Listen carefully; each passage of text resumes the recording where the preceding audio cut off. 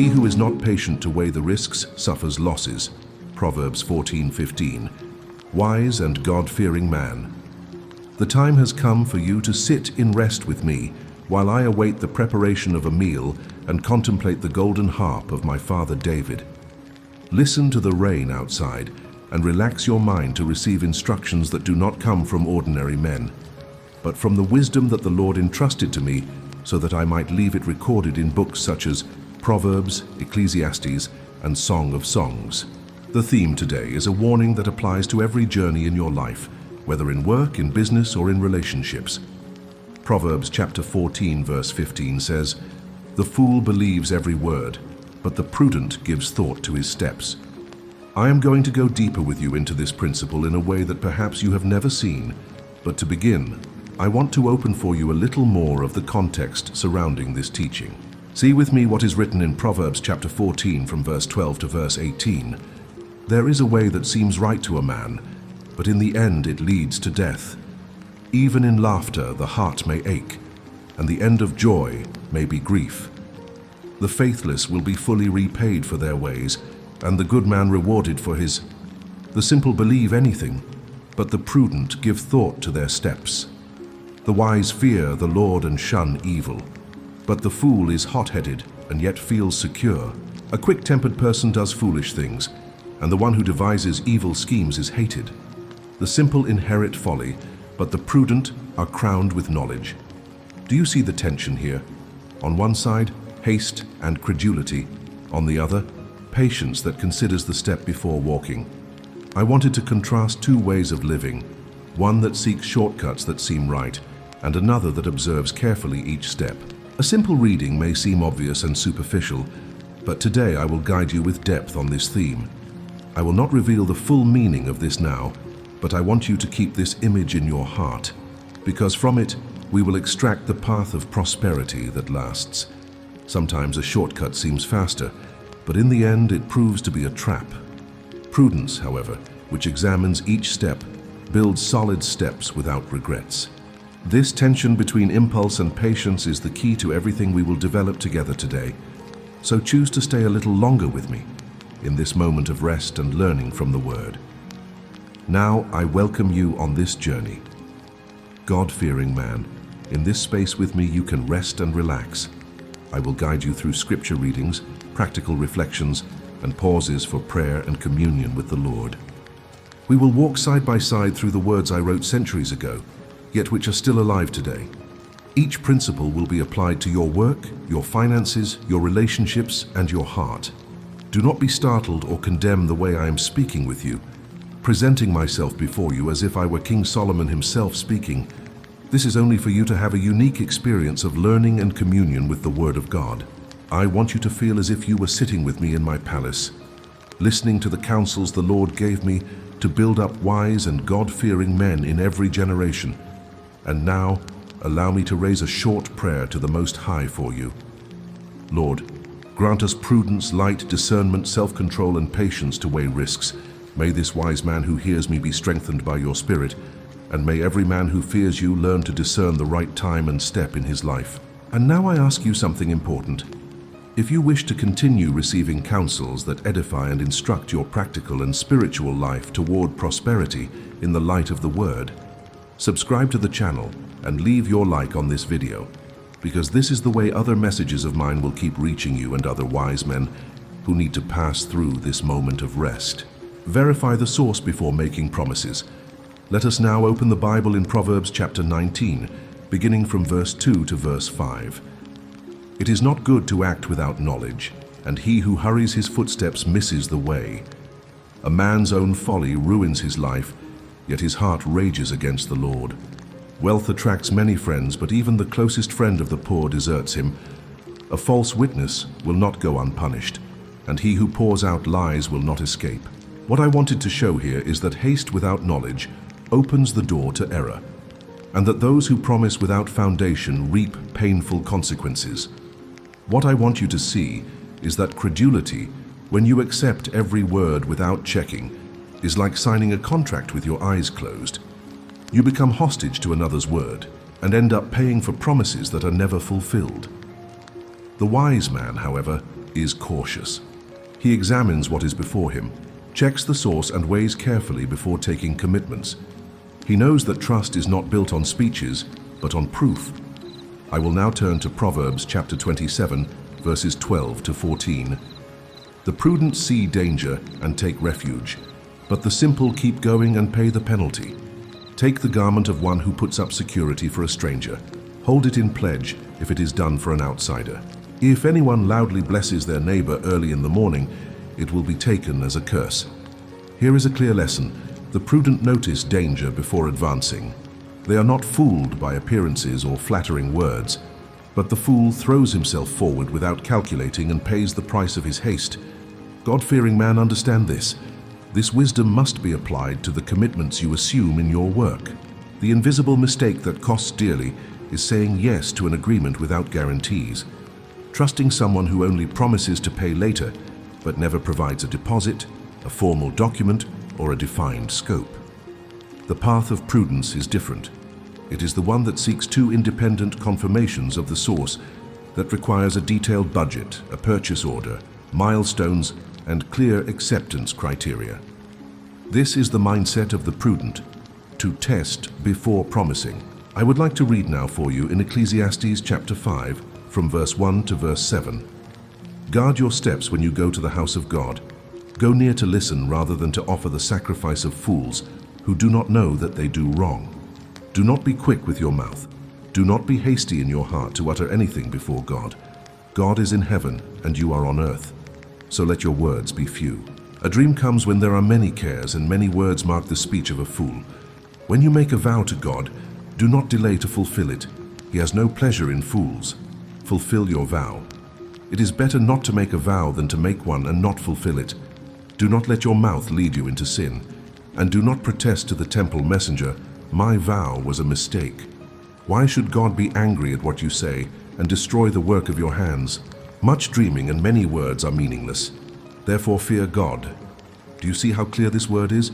What I wanted to teach is that both at the altar and in the workplace, the haste to promise without measure is a grave mistake. If even before the Lord a vow made without prudence is sin, how much more before men in contracts and commitments? The wise man guards his mouth, observes his steps, and does not allow himself to be entangled by promises he cannot keep. The patience to check every detail protects his hands from building what later may be destroyed by his own lack of caution. The wise man does not ignore this lesson. When he looks at a contract or a work agreement, he knows words may sound beautiful, but they do not sustain the construction unless accompanied by guarantees. The invisible mistake that costs dearly is to say yes to a "pay later, trust me." When the scope is undefined, when there is no purchase order, when no proportional deposit is made, what looks like trust becomes a trap. Prudence is not lack of faith. It is faith with foundation, faith that requires proof and structure. The God-fearing man learns to discern empty words from confirmed words and only advances when he has clarity on what is inside and outside the commitment. Therefore, I tell you, the path of wisdom is always confirmation. Two independent witnesses, two signs that validate the promise. A detailed budget with clear values and deadlines, a purchase order or a signed contract, milestones defined with clear acceptance criteria, and an upfront payment that shows good faith. This is the method of the prudent. He does not close deals on loose words. He tests before promising, and thus builds reputation, security, and peace. There are signs that reveal when someone is believing every word without weighing the consequences. The first is euphoria. When everything seems like a unique and irresistible opportunity, the heart races and reason is set aside. Another sign is artificial urgency. When someone pressures saying it is the last chance or that it has to be now, but offers no concrete proof. There are also those who lean on authority without foundation, only on long speeches full of promises. And finally, the fear of missing the opportunity, which makes the God-fearing man forget that the Lord never rushes beyond what is necessary. When these signs appear, it is time to stop, breathe, and check. The prudent use simple but powerful tools. He applies a quick risk checklist, checks the background of the one negotiating, looking at references, average deadlines, and previous commitments. Establishes clear policies for scope changes and cancellations, protecting both parties. This way of acting is not mistrust of the other, but obedience to the principle of not being deceived by haste. There is a verse from my father David that I love, and that fits here. Psalm chapter 37 from verse 3 to 7. Trust in the Lord and do good. Dwell in the land and enjoy safe pasture. Take delight in the Lord, and he will give you the desires of your heart. Commit your way to the Lord, trust in him, and he will do this. He will make your righteous reward shine like the dawn, your vindication like the noonday sun. Be still before the Lord and wait patiently for him. What my father taught was that haste steals peace, but patient trust with steady steps attracts favor and righteousness that remain.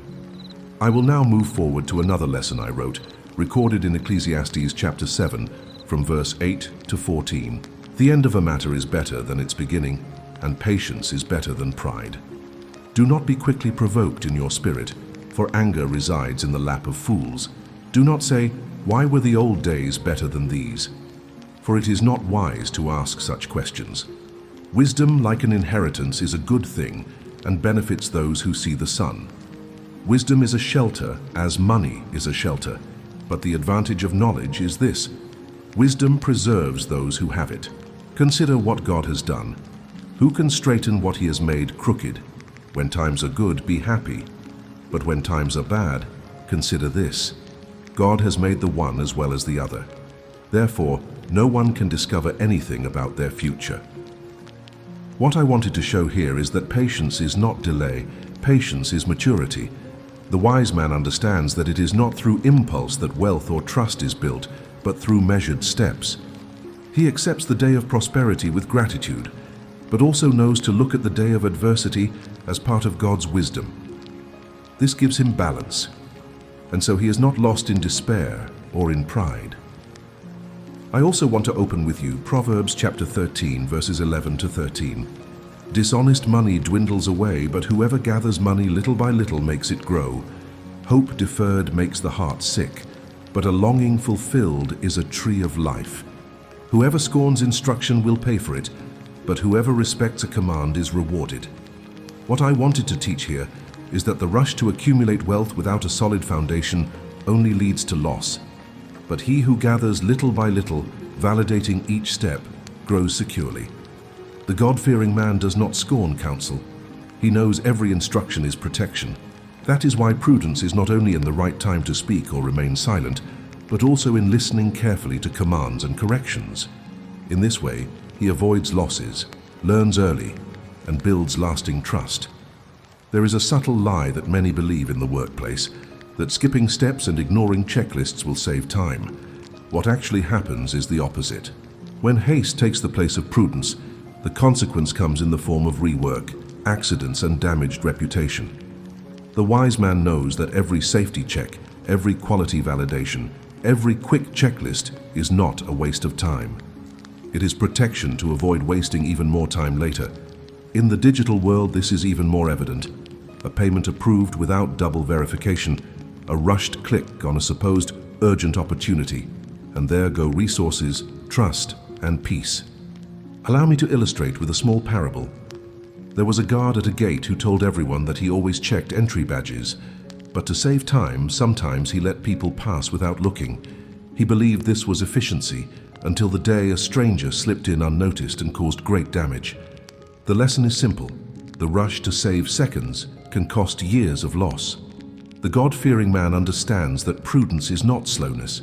It is respect for the process. It is care for the work of his hands, and for this reason, he maintains checks as invisible walls that protect his life and his house. Another area where many stumble is in scheduling. Promising deadlines without first checking resources, approvals, and key people is like building a house without checking if there are enough bricks.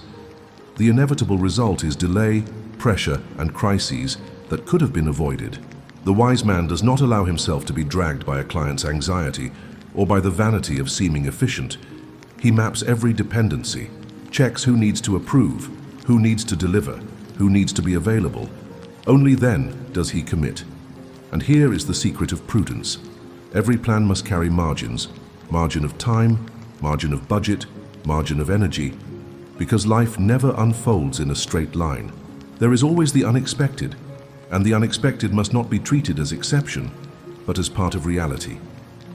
The God-fearing man does not fear surprises because he is prepared for them. He keeps a plan B. He knows he can only promise after validating the essentials, and this does not make him look weak. On the contrary, it inspires confidence because every word he gives becomes solid rock and not shifting sand. Now I want to pause for a moment so that you may slow down with me. Close your eyes for a moment and allow these words spoken so far to find space in your heart. What we have heard up to now is not only instruction about contracts or finances, it is spiritual direction for your life. Take this moment to pray in silence. Thank God for the deliverances you have already received. Ask for discernment not to fall into the traps of haste, and cry out for prudence in every step you take. If you prefer, you may pause this video for a brief moment. I also pray briefly for you now. May the Lord open your eyes to see beyond beautiful words. May He give you courage to require proof before committing your hands. May He strengthen in you the patience that protects against losses. Amen.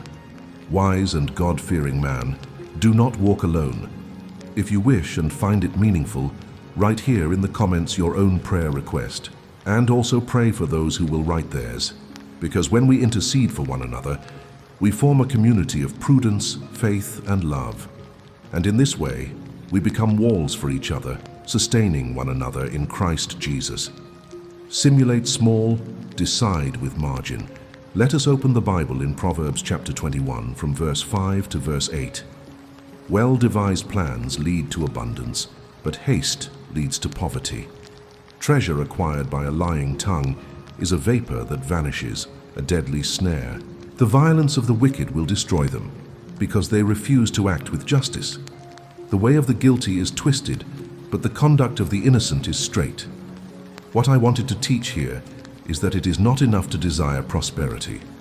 Method, preparation, and discipline are required. The wise man knows that running without measuring leads to scarcity, but planning with diligence leads him to abundance. What this means in your day-to-day life is very clear. Haste without method creates silent losses.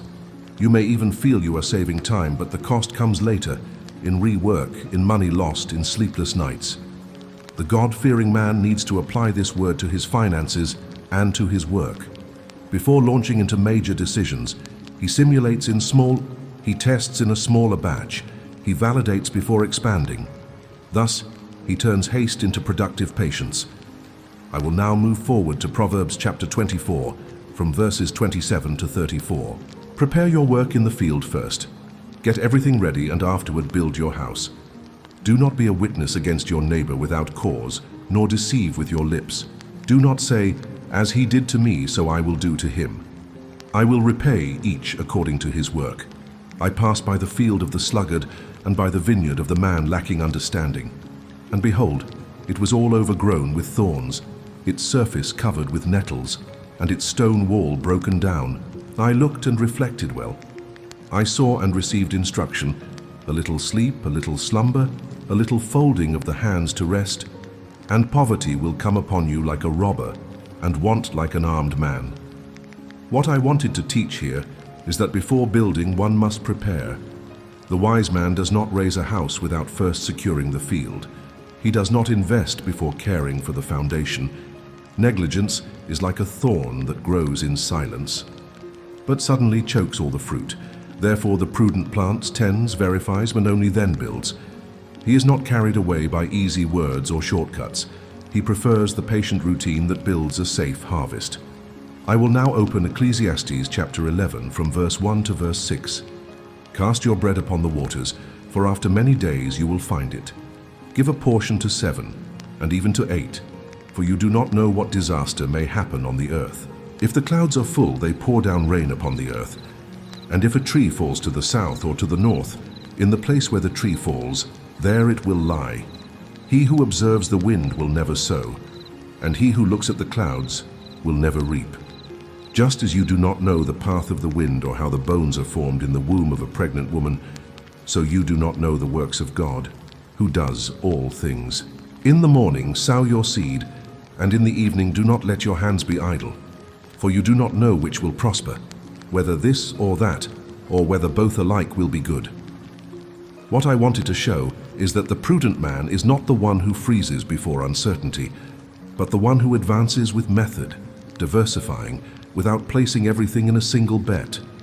The wise man sows in the morning and in the evening because he understands that not everything is under his control. He does not imprison himself waiting for perfect conditions.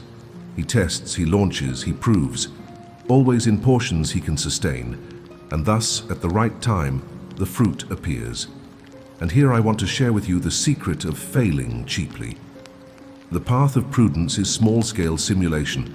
The God-fearing man does not invest everything at once. He begins with a pilot project. He orders a smaller batch. He validates with 3 paying clients before expanding. Thus, if he errs small, but if he gets it right, he grows with security. This is how insecurity becomes confidence, not by the absence of risk, but by the discipline of testing before committing more resources. This method requires looking at real metrics. The prudent man is not guided by a salesperson's enthusiasm or the shine of novelty. He analyzes the total cost of ownership. He evaluates not only the purchase price, but the cost of implementation, the learning curve and maintenance. He measures the payback time. He observes the real impact on cash flow, and only then does he decide. The wise man knows that prosperity is not born from enthusiasm. It is born from numbers that are tested, validated, and sustained. There is a hard truth that few want to hear. Margin is not a luxury. It is protection against the unforeseen. The God-fearing man does not calculate projects in a straight line. He makes room for detours. He sets margins of time, margins of budget, margins of energy, because he knows life brings surprises. He defines go-no-go criteria. He sets exposure limits per project. He reserves resources before launching, and thus he turns risk into confidence. And I want to reinforce this with my Father's voice. In Psalms chapter 15, from verses 1 to 5, he wrote, "Lord, who may dwell in your tabernacle? Who may live on your holy mountain? He who walks blamelessly and does what is right and speaks truth in his heart. He who does not slander with his tongue, nor does evil to his neighbor, nor casts slur on his fellowman, in whose eyes a vile person is despised, but who honors those who fear the Lord. He who swears to his own hurt and does not retract. He who does not put out his money at interest, nor takes a bribe against the innocent. He who does these things will never be shaken." What my father David wanted to teach is that integrity in vows and contracts is more precious than quick promises. It is better to forego an apparent profit than to lose the honor that supports an entire life. I will now open Ecclesiastes chapter 3 from verse 1 to verse 8. "To everything there is a season and a time for every purpose under heaven, a time to be born and a time to die, a time to plant and a time to uproot what is planted, a time to kill and a time to heal, a time to break down and a time to build up, a time to weep and a time to laugh, a time to mourn and a time to dance, a time to cast away stones and a time to gather stones, a time to embrace and a time to refrain from embracing, a time to seek and a time to lose, a time to keep and a time to cast away, a time to tear and a time to sow, a time to keep silence and a time to speak, a time to love and a time to hate, a time for war and a time for peace." What I wanted to teach here is that wisdom shows itself by respecting the time of each thing. The wise man does not try to reap before planting, nor to dance on a day of mourning. He observes the seasons, understands there is a time to expand and a time to conserve. The God-fearing man does not rush to waste strength out of season, but learns to recognize the signs of time and to act in harmony with them. Thus, his life is not trampled by anxieties, but guided by a divine rhythm.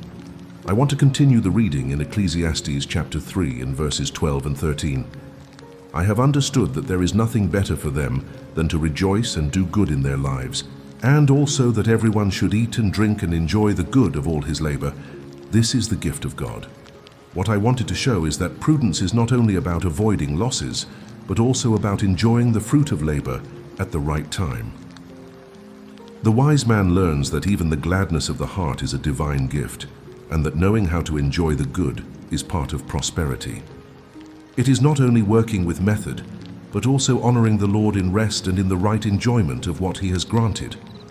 The God-fearing man recognizes that everything comes from the Most High and therefore receives it with gratitude. I will now go to Song of Songs chapter 8, from verse 4 to verse 7. I charge you, O daughters of Jerusalem, that you not stir up nor awaken love until it pleases. Set me as a seal upon your heart, as a seal upon your arm, for love is as strong as death. Jealousy is as unyielding as the grave. Its flashes are flashes of fire, a vehement flame. Many waters cannot quench love, nor can rivers drown it. If a man were to give all the wealth of his house for love, he would be utterly despised. Here is a powerful image.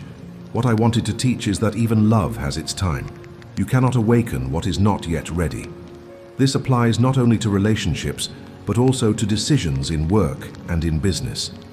The wise man learns that impatience in commitments, alliances, or investments can burn like an uncontrolled fire. But love, as well as a mature decision, when it comes at the right time, is as strong as death and unquenchable like a divine flame.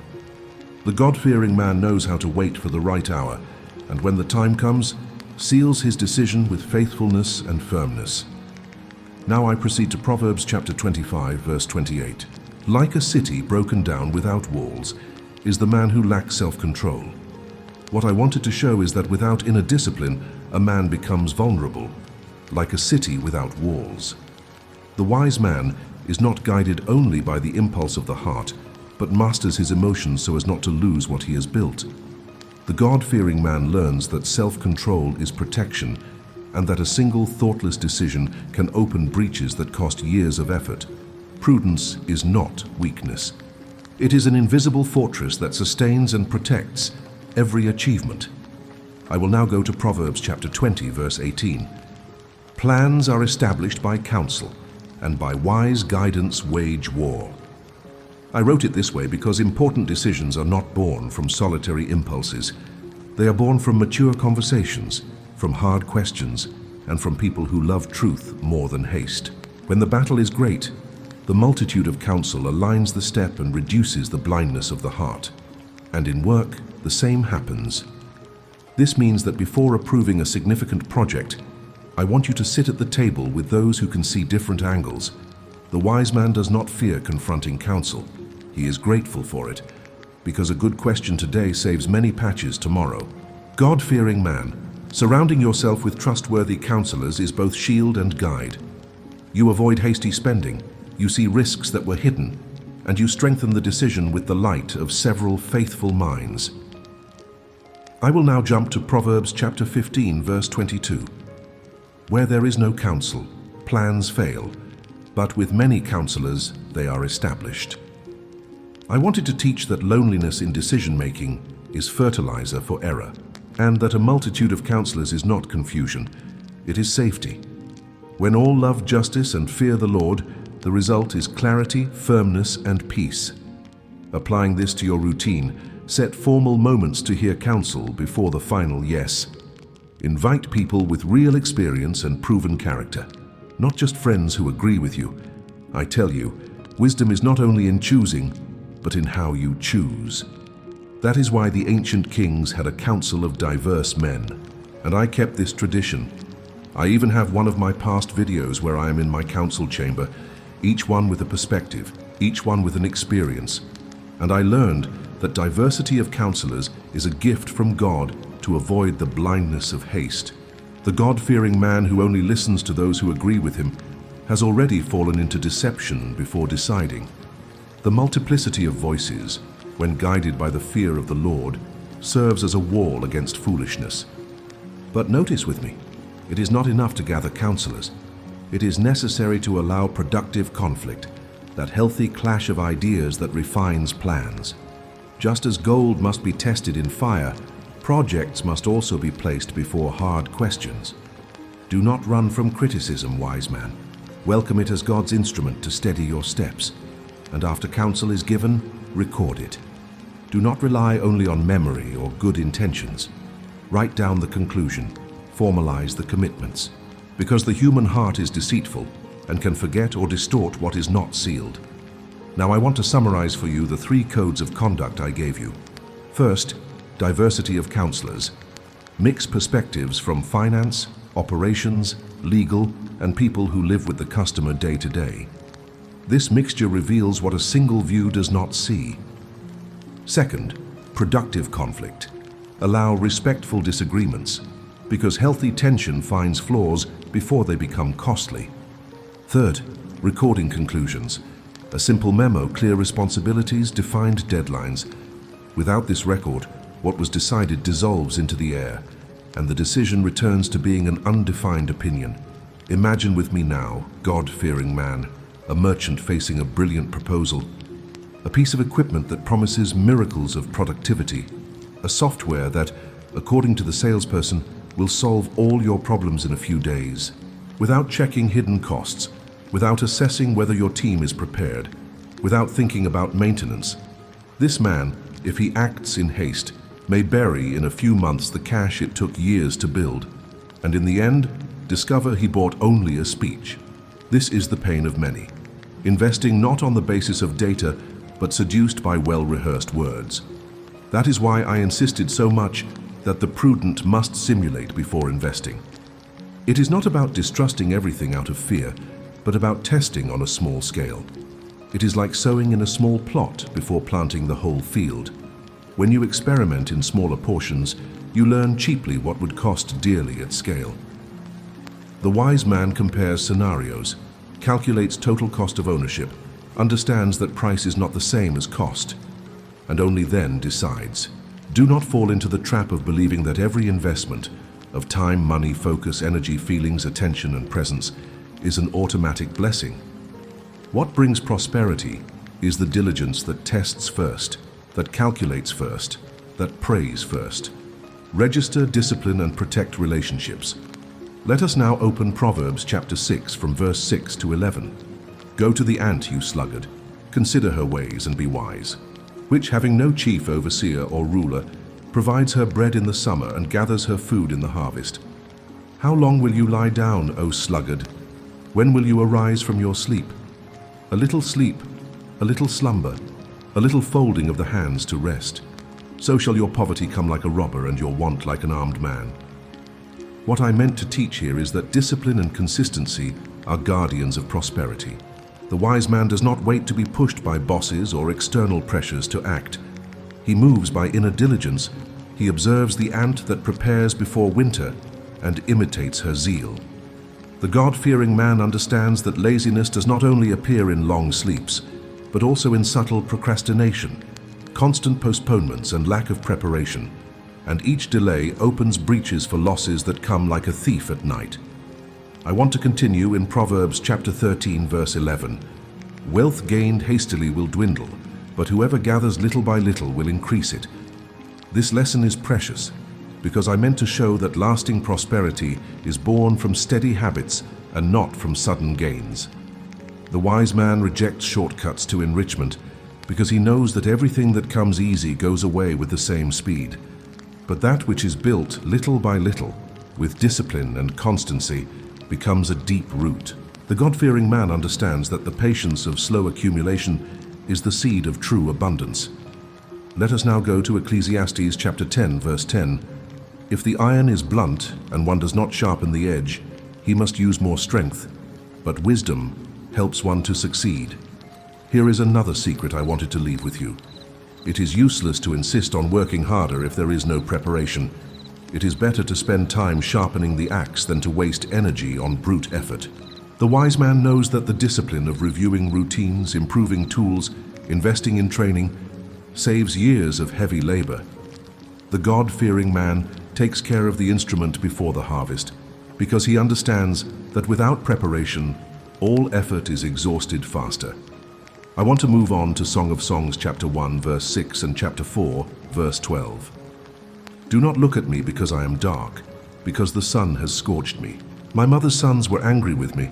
They made me keeper of the vineyards, but my own vineyard I have not kept. A garden locked is my sister, my bride. A spring locked, a fountain sealed. What I meant to show is that it is useless to only take care of others' vineyards and abandon your own. The wise man learns to set limits. He takes care of his health, his home, his life, before exhausting himself in favor of others. And like a locked garden, the God-fearing man establishes healthy boundaries in relationships and in business, because discipline also reveals itself in protecting what is his, in knowing how far he can go and how far he can allow others to go. This is true prudence that preserves bonds and strengthens alliances. Signs that someone is sabotaging himself are often subtle. One of them is saying yes to everything, as if refusing were a sin. But in practice, this accumulation suffocates energy and drops quality. Another sign is the lack of focus blocks. The person runs from task to task without ever diving deep into any of them, and ends the day tired and empty. There are also those who never review what they have done. They always move forward but leave behind traces of small errors that accumulate and become walls of rework. The wise man notices these signs early and confronts them with discipline. The God-fearing man understands that even good intention can turn into ruin if not filtered by prudence. Therefore, the right practice is to adopt small testing routines. 2 weeks are enough to try a new habit, a new focus routine, a new work model. It is better to fail small in that period than to commit for years to something that does not work. The wise man does not fear experimenting. He adjusts early, in controlled portions, and thus finds the solid path. The God-fearing man sees discipline not as prison, but as guide, and accepts that constancy is more powerful than isolated impulses. Another exercise is to reserve a daily block to sharpen the tools. This may be studying 1 hour a day, calmly reviewing contracts, training technical skills, praying and meditating on the word before starting any task. This block of preparation is what prevents the fatigue of fighting with blunt instruments. The wise man takes care of his weapons before the battle. The God-fearing man understands that there is no victory without preparation, and that every minute spent sharpening the axe reduces hours of wasted effort. It is equally vital to maintain a schedule of reviews and follow-ups. What is not measured cannot be corrected. The prudent man sets fixed moments to review agreements, check pending issues, correct errors, and adjust routes. The wise man does not wait for problems to accumulate. He solves them while they are still seeds. The God-fearing man recognizes that review is not mistrust, it is care, and each early check is like a wall raised against future collapse. And above all, the prudent man establishes process goals, not just result goals. The wise man measures how many checklists he has completed, how many focus blocks he has kept, how many contracts he has reviewed clearly, because he knows that the result is the fruit of routine and not of desire. The God-fearing man does not delude himself with grand goals without daily foundation. He understands that each visible victory was born of dozens of invisible steps, and therefore his discipline becomes not a burden, but a source of freedom and confidence. There was a man who closed a deal with only words. He believed that the promise would be enough, that a handshake would suffice. But when the time came to collect what was agreed, the other evaded, and what seemed like trust turned into dispute. This type of situation is common when commitments are not recorded. The wise man learns from this. The God-fearing man understands that the word must be honored, but he also understands that recording is protecting both himself and his neighbor. Therefore, the prudent practice is clear. Every proposal must state what is inside and what is outside the scope. Transparent clauses for changes, well-defined acceptance criteria, clear policies for advance payment and cancellation, and checking the history of the one on the other side. Checking a company registration number, analyzing references, understanding average terms. All this prevents trust from being sustained only in spoken words. Recording does not replace integrity, but confirms it, and ensures that what was agreed remains firm even after memory tries to change the story. The prophet Moses also left this lesson recorded. In Deuteronomy chapter 19 verse 15 it is written, "A single witness shall not suffice against a person for any crime or for any wrong in connection with any offense that he has committed. Only on the evidence of 2 witnesses or of 3 witnesses shall a charge be established." What Moses meant to teach is that the word needs confirmation, and that without 2 or 3 witnesses, everything remains in the realm of doubt. The wise man applies this principle in his business. The God-fearing man understands that every promise needs to be sustained, not to generate distrust, but to establish truth with clarity. And here comes a fundamental point. Prudence in records is not coldness. It is responsible love. When you write an agreement, when you ask for witnesses, when you establish clear criteria, you are not doubting the other party. You are taking care of the relationship. The wise man prefers to be clear at the beginning than to argue at the end. The God-fearing man prefers to invest time in writing well what was agreed than to spend energy in fights that could have been avoided. Moreover, firm records protect bonds, because when a disagreement arises, instead of accusations and distorted memories, there is a document that serves as reference. This preserves friendships, protects families, strengthens partnerships. The wise man knows that well-written contracts are invisible walls that defend what is precious. The God-fearing man learns that clear agreements honor God because they reflect justice, truth, and love for one's neighbor. Therefore, do not despise records. They are allies of peace. They are signs of maturity. They are bridges that sustain relationships over time.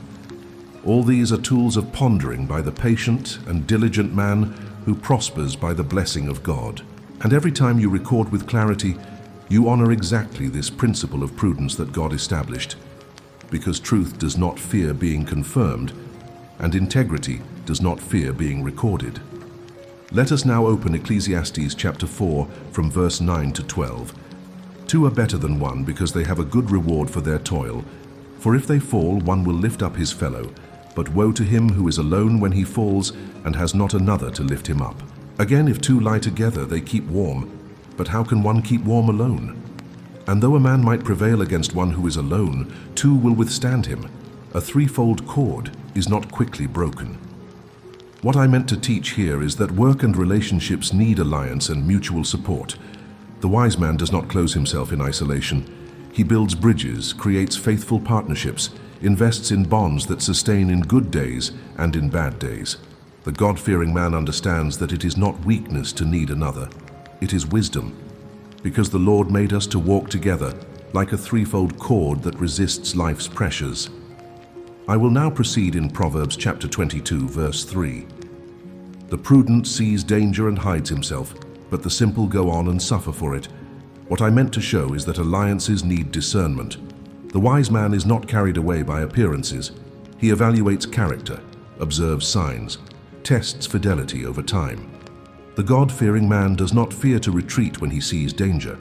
He knows that saying no to a risky partnership is as important as saying yes to a healthy one. Prudence is not fear. It is responsible love for oneself, for his house, and for his reputation. I now want to open Proverbs chapter 26, from verse 4 to 12. Answer not a fool according to his folly, lest you be like him yourself. Answer a fool according to his folly, lest he be wise in his own eyes. Whoever sends a message by the hand of a fool cuts off his own feet and drinks violence. Like one who binds the stone in the sling is one who gives honor to a fool. Like a thorn that goes into the hand of a drunkard is a proverb in the mouth of fools. Like an archer who wounds everyone is one who hires a passing fool or drunkard. Like a dog that returns to his vomit is a fool who repeats his folly. Do you see a man who is wise in his own eyes? There is more hope for a fool than for him. Here is a strong warning. I meant to teach that not every word should be answered. Not every invitation should be accepted. Not every speech should be taken seriously. The wise man learns to differentiate what deserves an answer from what should be ignored. The God-fearing man recognizes that giving honor to those who despise wisdom is like casting pearls before swine, and that often silence and distance are acts of prudence as important as counsel and presence. And now let us go to Song of Songs, chapter 2, verse 15. Catch the foxes for us, the little foxes that spoil the vineyards. For our vineyards are in blossom, and still in verses 10 to 13. My beloved speaks and says to me, Arise, my love, my beautiful one, and come away. For behold, the winter is past. The rain is over and gone. The flowers appear on the earth, the time of singing has come, and the voice of the turtle dove is heard in our land. The fig tree ripens its figs, and the vines are in blossom. They give forth fragrance. Arise, my love, my beautiful one, and come away. What I meant to show is that relationships and businesses are like blossoming vineyards, fragile, fertile, and precious, but also vulnerable to little foxes. The neglected details, the ignored character flaws, the unrecognized season signs. The wise man learns to protect his vineyard from the small distractions that, if not contained, ruin the entire harvest. The God-fearing man learns to discern the seasons, to understand that there is a time to plant, a time to harvest, a time to protect, a time to celebrate, and that each season requires a different posture to preserve the fruit the Lord is bringing forth. Beware of the one who promises too much and delivers too little, because the excess of words without proof is often a mask for lack of consistency. The wise man is not seduced only by charisma. He observes character, analyzes history, checks how someone behaves under the pressures of time. The God-fearing man understands that true trust is not sustained by speeches, but by verified actions. It is better to lose an apparent opportunity than to carry the weight of a toxic partnership that drains energy, resources, and peace. Therefore, establish clear limits, credit policy that defines how far you can expose yourself, risk margins that cannot be exceeded, firm criteria to end partnerships that have already proven to be harmful. The wise man does not persist in broken alliances. The God-fearing man prefers to protect his house and his relationships rather than insist on ties that only bring weariness. This discipline of evaluating and ending at the right time is part of the prudence that generates prosperity with peace. Now, I want to give you the synthesis of the method I have been repeating in different ways. 5 simple steps that guard your professional and personal life. First, verify the source. Never trust a single word. Seek 2 confirmations. Second, define the scope. Know what is inside and what is outside. Record it clearly. Third, simulate small. Run pilots, tests, minimum orders. Fourth, decide with margins. Have extra time. Reserve budget. Plan B drawn up. And fifth, record. Clear contracts, short checklists, witnesses, and memorial. This method is not complicated, but few practice it. And that is exactly why so many suffer losses that could have been avoided. These 5 steps work like invisible walls. They do not prevent storms, but they ensure that the house remains standing when they come. The wise man does not seek to live without risks. He seeks to manage risks with prudence. The God-fearing man does not chase illusions of control. He learns to plant firmly, harvest at the right time, and protect his vineyard with discipline, and thus experiences prosperity that remains. Now let us pause once more. Take a deep breath with me. Much has been shared up to this point, hasn't it? Close your eyes for a few moments. I want this to be a moment not of escape, but of communion. Pray with me. Lord, teach us to live with prudence, to verify the source before assuming promises, to record our commitments, to protect our relationships. Give us wisdom to build with solidity and discipline. Amen. If you prefer, you can pause this video for a moment to turn to the presence of God. And I also want you to participate. If you find it interesting and have not done so yet, write your prayer request here in the comments. Share your need, whether in work, in finances, or in relationships, or even share which point of my words most impacted you. And also, pray for others who comment, because community is built in intercession. The wise man prays for himself, but also intercedes for his brothers. This is how we strengthen ourselves, each one sustaining the other, like a threefold cord that is not quickly broken. Live as the wise man before God. What I wanted to show you throughout this journey is that haste without prudence brings losses, but the patience to observe each step sustains every advance. I told you that the simple gives credit to every word, but the prudent pays attention to his steps. And this continues to be true in every area of your life. In the practice of work, I showed you that the path of the wise man is method, not improvisation. He verifies the source, demands confirmations, establishes clear contracts. He prefers to do small pilots, decide with margins, and record everything faithfully, because he knows that prosperity is not born of haste, but of the discipline that builds step by step. In the purpose of life, I showed you in Ecclesiastes that there is a time for everything, a day of prosperity and a day of adversity, and that accepting both with gratitude and patience is wisdom. The God-fearing man understands that he does not control all variables, but that everything he receives, whether joy or trial, is under the hand of the Lord, and therefore he does not live in despair, but in the rest of faith. In relationships, I showed you through the Song of Songs that bonds are like vineyards in bloom, fragile and precious, and that they must be protected against little foxes and against commitments made outside the right time. The wise man learns to set boundaries, to discern seasons, to protect his vineyard, and to guard the alliances the Lord entrusted to him, because prosperity without firm bonds is like treasure without a vault. It does not last. That is why I give you this final call. Slow down to decide better. Do not confuse fear with prudence, nor haste with faith. Wait for confirmations, record commitments, practice the discipline of one who builds little by little. And when the essentials are proven, advance with firmness, because this is the way of the wise man and the God-fearing man. And I leave you with a simple practice for this week. Choose one concrete change. It may be creating a quick checklist of risks before any contract. It may be testing a new project small before expanding. It may be adding clear scope clauses in your proposals. And above all, pray daily, asking for prudence applied to your decisions. The Lord will honor the heart that seeks to live with diligence. If every word I have delivered to you has found space in your heart, live from them, because lasting prosperity is not born from speeches, but from the practice of wisdom. The wise man not only hears but practices, and it is in this practice that his life will become solid rock before all winds.